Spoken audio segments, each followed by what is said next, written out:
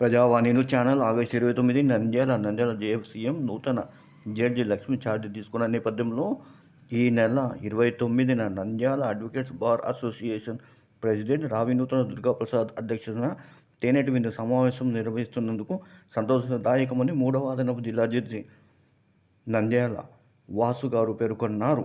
జడ్జీలు బదిలైన కొత్త బాధ్యతలు స్వీకరించిన నంద్యాల అడ్వకేట్స్ బార్ అసోసియేషన్లో సమావేశం నిర్వహించడము సాంప్రదాయంగా వస్తుందని ఆయన అన్నారు. నంద్యాల అడ్వకేట్స్ బార్ అసోసియేషన్ అధ్యక్షుడు రావినూతన దుర్గాప్రసాద్ మాట్లాడుతూ కోర్టులలో కొత్త కేసులు ఫైల్ చేస్తున్న నేపథ్యంలో నెంబర్లు కావటం లేదని, గతంలో మెగా లోక్ అదాలత్ విచ్చేస్తున్న కక్షిదారులకు చిత్రాన్నము ప్యాకెట్లు ఇచ్చేవారని, ఈ సంప్రదాయం కొనసాగించేలా చర్యలు తీసుకోవాలని ఆయన ఏకరవ పెట్టగా కక్షిదారులు ఎక్కడి పోకుండా చర్యలు తీసుకుంటామని 3వ అదనపు జిల్లా జడ్జి వాసు తెలిపారు. ఈ కార్యక్రమంలో కొత్త జడ్జికి సహకరించాలని Nandyal principal senior civil judge Radharani అడ్వకేట్స్ను కోరారు. ఈ సమావేశంలో 2వ అదనపు principal senior civil judge, principal junior civil judge, ఇతర జడ్జీలు, సీనియర్ జూనియర్ న్యాయవాదులు హాజరయ్యారు.